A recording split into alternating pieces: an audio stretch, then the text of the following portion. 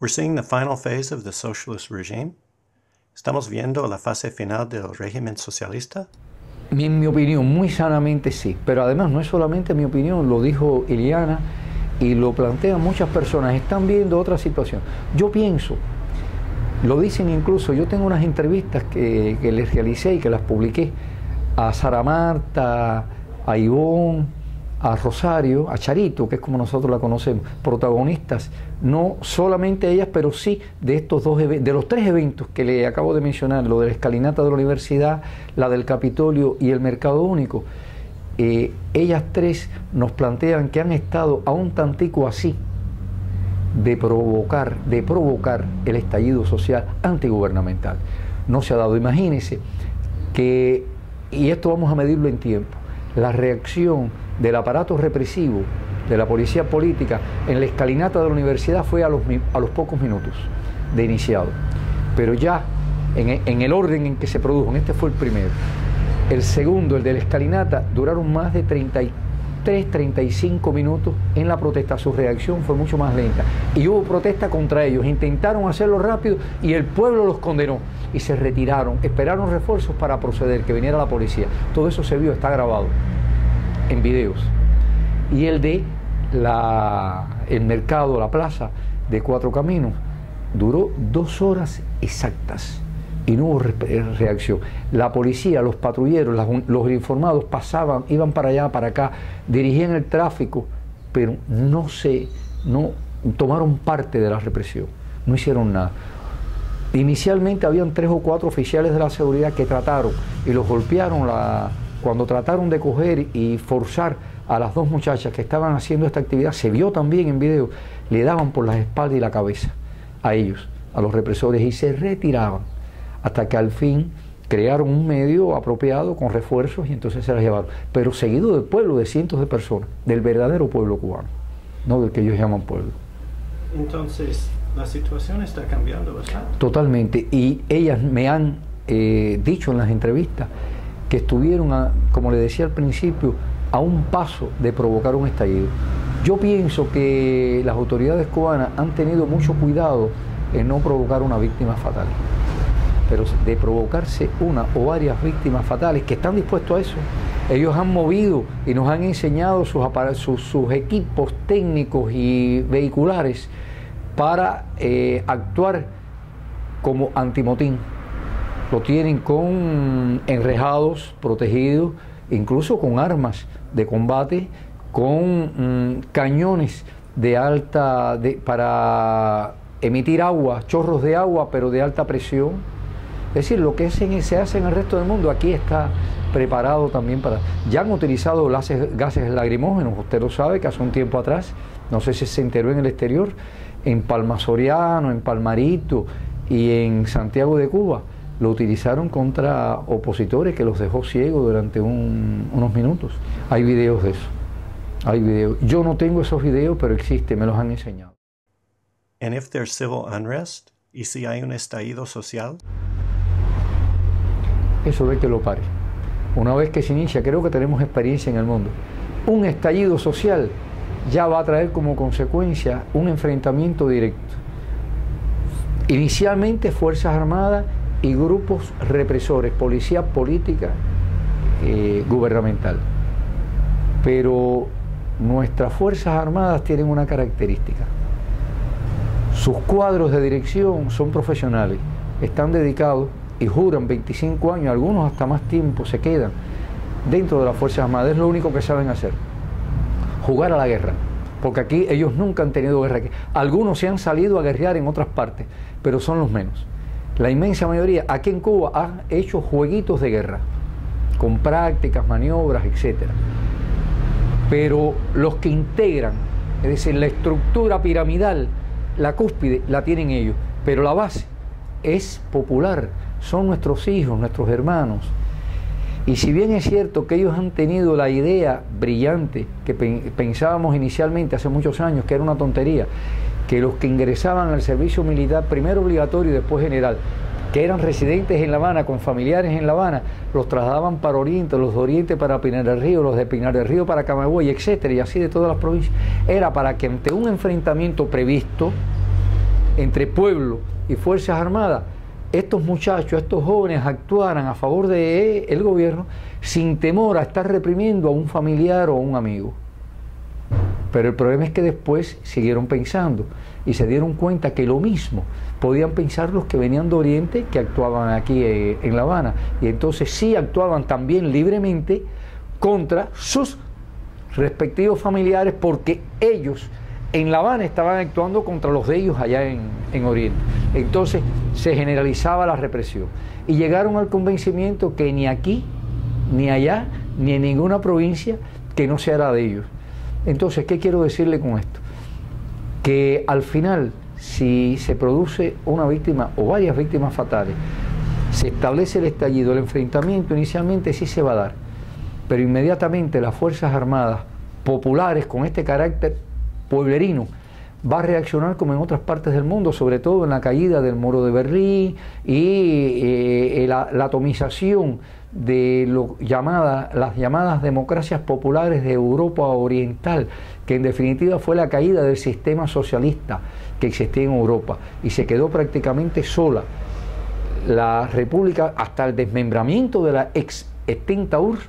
Se convirtió en la República Federativa Rusa, que es bastante grande, de 24 millones de kilómetros aproximadamente cuadrados de extensión, se redujo a 19 o 17 millones, no recuerdo bien, que es la Federativa Rusa, y acompañada de algo de Vietnam, China más o menos, Corea, que sí es fiel a ellos, y nosotros. El resto del mundo socialista desapareció.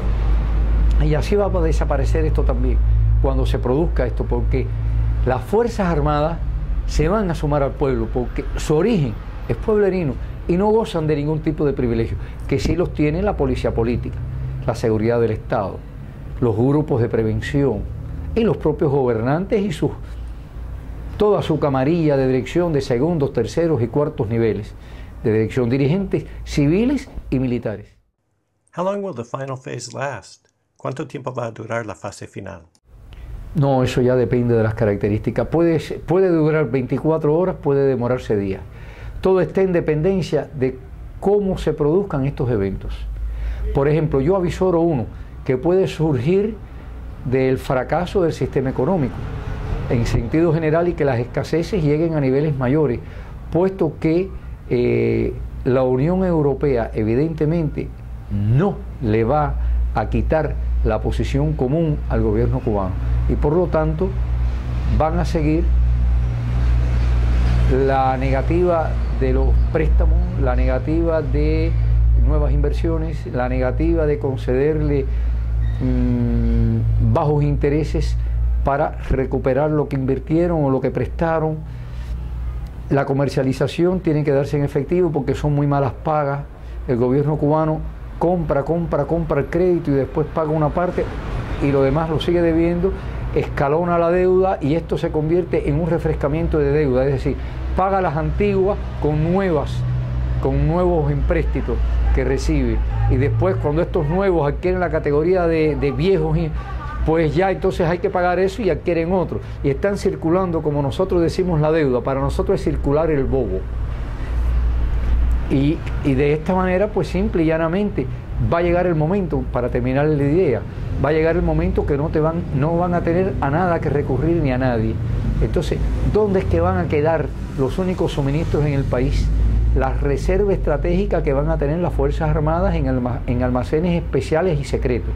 Pero nada entre cielo y tierra es secreto. Todo se sabe en un momento dado. Entonces, cuando no haya nada en ningún lugar, que se asalten los mercados, que todo esto ocurra por un problema de necesidades de supervivencia, que no haya nada o prácticamente nada, van a asaltar estos lugares. La población la va a asaltar, como ha pasado en América Latina en años anteriores. Esto va a ser nada nuevo. Esto es una copia al carbón de lo que ya ha ocurrido en América Latina y en Europa. Ahora está ocurriendo en Inglaterra. Están pasando asaltos y situaciones y cosas, y ha habido actitudes de desafuero en algunos lugares. Bueno, aquí fue terrible en América Latina, eso ya pasó en la misma Venezuela, ocurrió, y en otros países latinoamericanos. Entonces en Cuba no va a ser una excepción. Y cuando esto ocurra, pues van a tener que, y cuando se acabe ya lo que existía en estos mercados civiles, es decir, puestos por el Estado, pero civiles, ¿a dónde van a recurrir? A las reservas estratégicas que protege el ejército cubano. Y entonces ahí va a ser un enfrentamiento ejército-pueblo. Y es donde yo le decía que tanto en eso como en las manifestaciones públicas, eso se va a virar en unos días.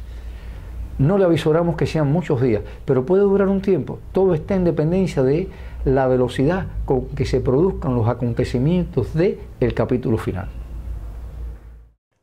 You said the Cuban state caused your wife's death, directly or indirectly. Could you explain? Usted dijo que el Estado cubano provocó la muerte de su esposa, directa o indirectamente. ¿Podría usted explicar? Le voy a explicar lo que creo y lo que he hecho, ambas cosas. Laura Pollán, a principios del mes de octubre del presente año, salió conmigo, hizo un paneo en otras provincias, tanto de actividades que yo tenía que realizar como Partido Liberal de Cuba y la representación que tengo de la Convergencia Liberal en aquel momento cubana. Yo tenía que hacer unos trabajos y ella también tenía que revisar a las damas de blanco en otras provincias. Por esa razón, ella estuvo en las provincias orientales y después nosotros estuvimos en la de Matanza, en varios municipios. E incluso, como nos sobró un día, decidimos coger un día de asueto, de vacacional para nosotros, y fuimos a un centro recreativo, un campismo, que llamamos así aquí, el Victoria de Girón, eufemísticamente llamado, en la península de Zapata, reservado por unas amistades nuestras. Allí estuvimos, que por cierto estuvo la seguridad también. Nos enteramos por algunos empleados de este centro turístico. Y nos pasamos un día y medio, más o menos allí. Felicísimos, lo disfrutamos a las mil maravillas. Éramos un matrimonio normal, no el matrimonio comprometido con el pueblo y la patria. Un matrimonio normal. Nos olvidamos del mundo. Y la pasamos felicísimos, con una salud de hierro los dos. Nos mojamos, hicimos de todo, en fin. Turisteamos, salimos para acá, para allá, estuvimos con algunos hermanos, los que nos consiguieron la reservación estuvieron también con nosotros un día o casi un día, y salimos con ellos para varios lugares. Y bueno, regresamos. Esto sería un 2, un 3 de octubre del presente año. Laura felicísima. A los pocos días ella comenzó a sentirse mal. Parecían los síntomas del dengue. Dolores en las articulaciones, problemas en el equilibrio, fiebre alta, vómitos. Quiero significarle como antecedente que el 18 de septiembre y el 24 del mismo mes, aquí hubo actividades, uno por el tren literario el 18 y otro por la Virgen de las Mercedes el 24. En ambas ocasiones hubo mítines de repudio. Las damas no pudieron salir de aquí, aunque para el 24 de septiembre ellas se dividieron. El grueso estuvo aquí, pero hubo una pequeña parte, como 15, entre 10 y 15 hermanas que fueron directamente a las Mercedes. Estuvieron allí, participaron de la misa y después salieron y desfilaron. Mientras que el grueso de los represores con sus movilizados estaban aquí engañados. Esto se produjo. Pero en ambas ocasiones a Laura, y hay videos y fotos, la arañaron y la mordieron mujeres que venían o integrantes del mitin de repudio. Esto fue el 18 y el 24 de septiembre. Todavía a principios de octubre, como le dije, ella estaba conmigo haciendo actividades y no se quejaba de nada. Pero a los pocos días, a principios de septiembre, el 2, el 3, el 4, ya ella estaba mal. Y comenzó a presentar problemas respiratorios. Estoy refiriéndome ya escalonadamente 2, 3, 4 de octubre.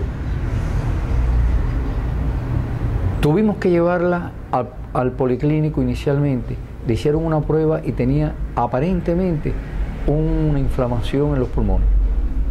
Le hicieron pruebas, no dio nada, no dio dengue, no dio nada. Volvió para acá, no la ingresaron. Tenían posibilidades de ingresarla, pero no la ingresaron. Eso fue el día 5 por la noche. El 6 ella estaba aquí. Amaneció y hubo que llevarla al hospital. La llevamos al Calixto García. Plantearon de que podía tener dengue, entonces que debían ingresarla. Ella no quiso ingresarse, regresó para acá nuevamente. La llevó Ramona, yo no estaba en casa, yo había salido en esos momentos. Otra dama de blanco, la trajo para acá, pero ya yo la vi mal. Eso fue el día 5.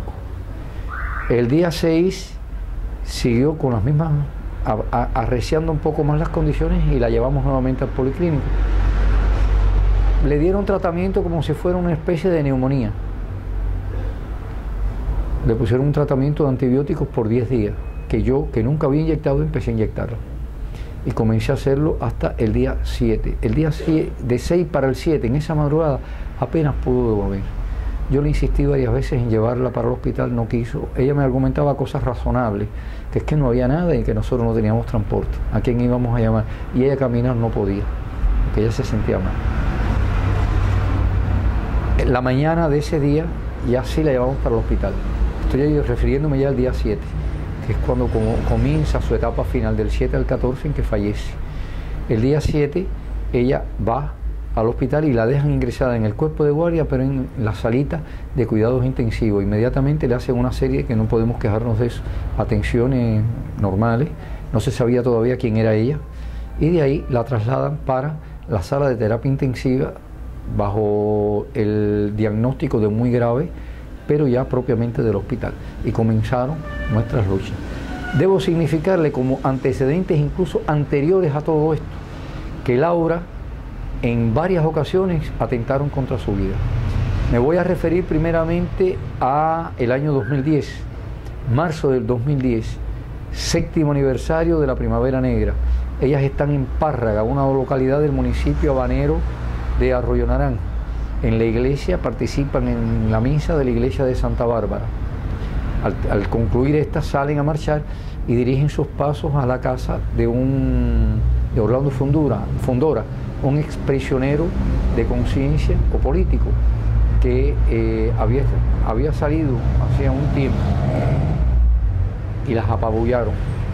Un mitin de repudio muy fuerte, las arrastraron, las montaron en carro, le dieron golpes, en fin, hicieron de todo y no le permitieron que llegaran allá. Incluso le pusieron guaguas delante de la casa de este hermano para que no pudieran llegar allí. Y a ella en particular, junto con otras damas, le pincharon la espalda.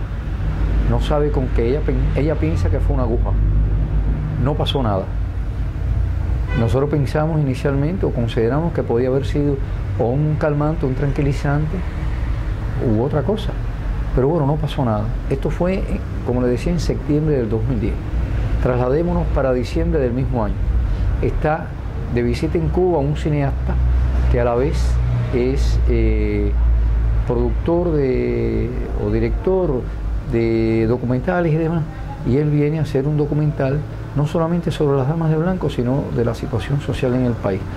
Recurre a mi esposa. Ya se conocían de actividades anteriores, él la había entrevistado y le había hecho algunos videos.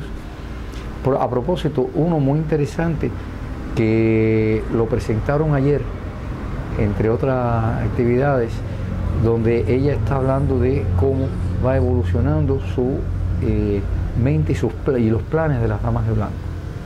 Muy interesante esta evolución que yo le dije, de primero los 75, después todos los presos políticos pacíficos y por último cualquier violación de derechos humanos en Cuba o en el mundo. Este mecanismo evolutivo. Entonces, él es precisamente la persona que hace esto en compañía de otros más, de un equipo, y salen en un carro en varias ocasiones alquilado por él para ver escenarios y referirlos para lo que quería hacer, el documental quería hacer. Y en un momento dado, en una ocasión, de las 2 o 3 que salieron, un carro sin ningún motivo aparente o real los impacta fuertemente. Los impactó, se provocó un choque sin necesidad ninguna. No había ninguna maniobra excepcional o emergente que justificara eso. Ninguna.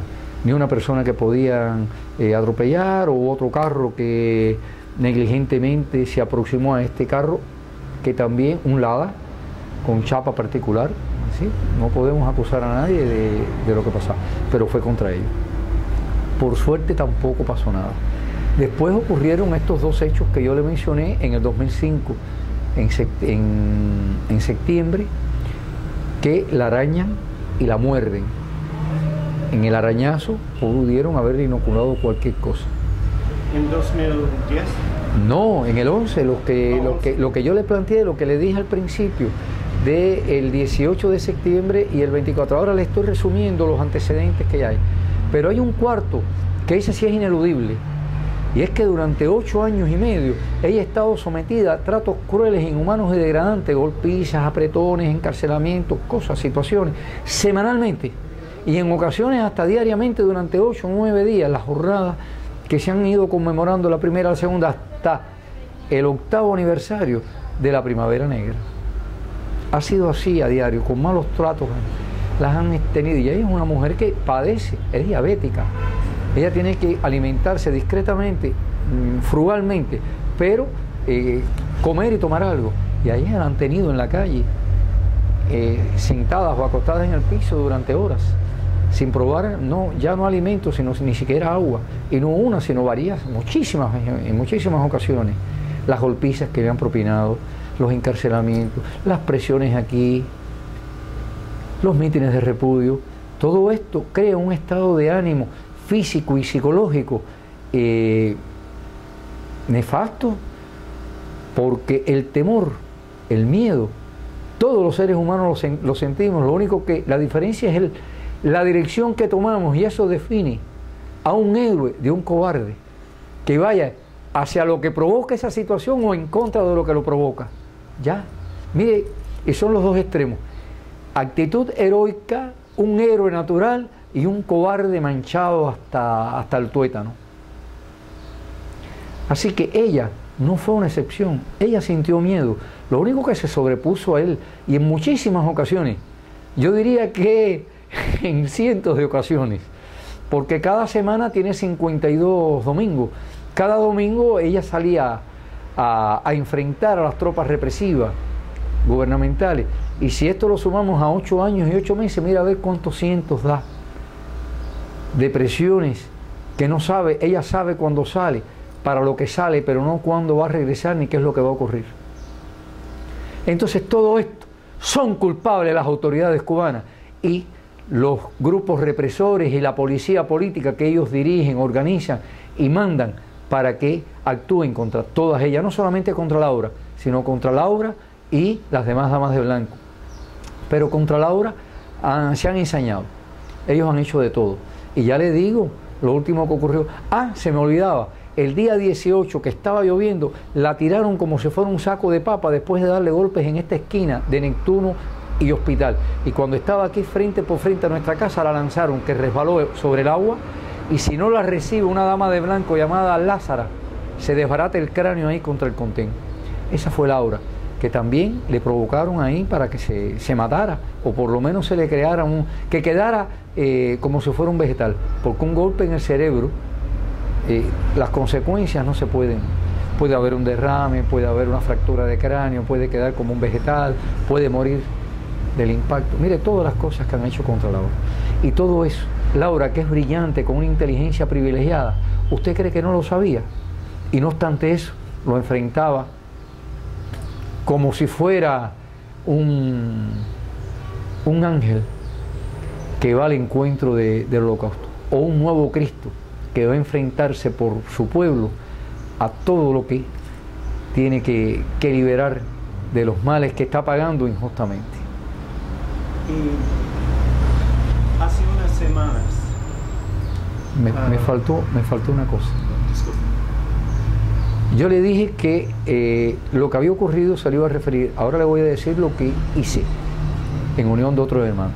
Yo sí creo que ella le provocaron la muerte y responsabilizo a las autoridades cubanas. Lo que no tengo son pruebas, por lo tanto no acuso a nadie. Pero yo hice algo. A mí hubo una persona que me propuso, que lo hizo público, por lo tanto voy a decir su nombre, el pastor Ricardo. Me propuso tomar una muestra de cabello y de tejido, cuando estábamos muy breve en la funeraria haciéndole el velorio a Laura. Fue de 2 horas y un poquito. Cuando bajábamos en el elevador, abrimos la caja y obtuvimos esa muestra. Él me la entregó y yo me la llevé. Yo tuve que cremarla, llevarla al crematorio junto con